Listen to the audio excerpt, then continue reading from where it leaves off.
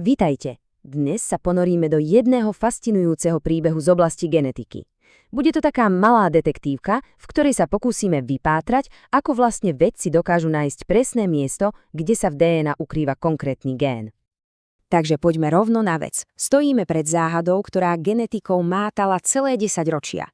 Predstavme si rastlinu, ktorá má nejakú úplne unikátnu vlastnosť. Povedzme, že je uneuveriteľne odolná voči suchu. Super však, ale tá otázka znie: kde presne v tej obrovskej splete miliónov a miliónov párov báz sa skrýva ten jeden jediný gén, ktorý za to všetko môže? No, aby sme takúto záhadu vyriešili, musíme začať rozmýšľať ako detektívy. A miestom činu tým je pre celý genóm danej rastliny. Aby sme si to vedeli lepšie predstaviť, použijeme takúto analógiu. Genóm je ako obrovská knižnica. A každý chromozóm je v nej jedna hrubá kniha. Našou úlohou je nájsť v jednej z tých kníh jednu jedinú, špecifickú vetu a to je náš gén. No len tak listovať stranu po strane, to by sme sa asi ďaleko nedostali. Potrebujeme oveľa lepší plán. A ako to v každej správnej detektívke býva, najprv si musíme zoradiť do radu všetkých podozrivých. Poďme sa pozrieť, kto sú tí naši. Našimi hlavnými podozrivými budú špeciálne vyšľachtené línie rastlín. Ich zvláštnosťou je stav, ktorý voláme aneuploidia. Znie to zložito, ale v podstate to len znamená, že nemajú správny, teda bežný počet chromozómov. Buď im nejaký chýba, alebo naopak majú nejaký navyše. A presne toto je kľúč k celému vyšetrovaniu. A tu sa nám to začína pekne kryštalizovať. Máme v podstate dva hlavné typy takýchto línií. Na jednej strane sú monozomické línie, tam nám v našej analógii chýba len jedna kniha z osady.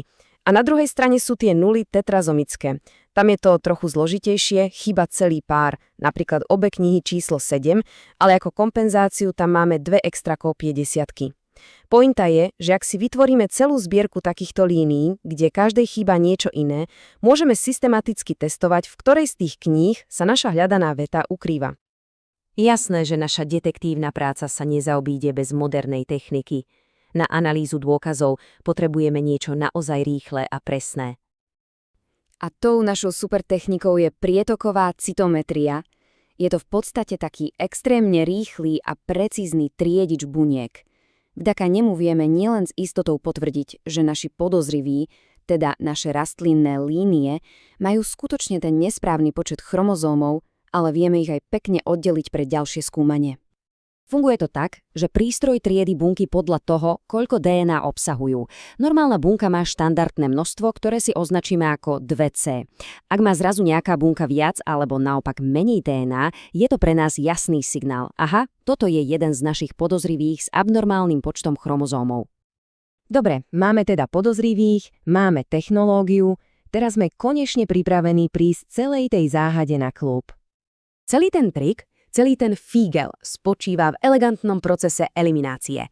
Keď budeme postupne a systematicky odoberať jednu knihu za druhou a sledovať, kedy zmizne tá vlastnosť, ktorú hľadáme, no tak nakoniec odhalíme, ktorá kniha, a teda ktorý chromozóm, ten náš gén obsahuje. A toto je srdce celej našej detektívnej práce. Vezmeme rastlinu s tou našou supervlastnosťou a skrížime ju postupne s každou z tých monozomických línií, ktorým vždy chýba iný chromozóm. A čo sledujeme? No predsa potomkov. Ak sa u potomstva tá naša hľadaná vlastnosť zrazu neobjaví, tak bingo, máme to.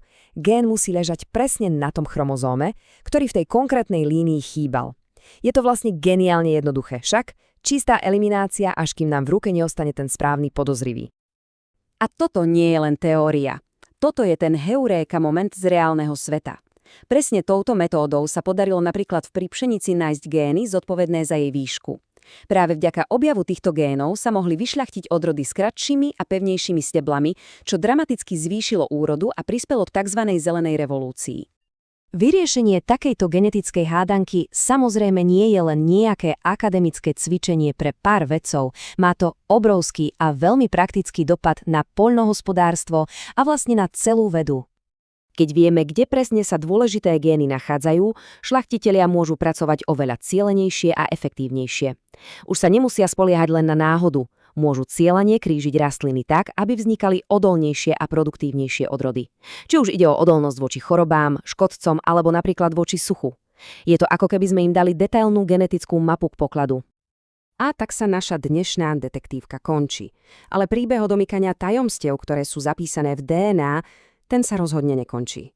Naše nástroje sú stále lepšie, presnejšie a naša schopnosť čítať a rozumieť tej obrovskej genetickej knižnici života otvára naozaj nekonečné možnosti. Kto vie, aké záhady sa nám podarí rozlúčiť na budúce?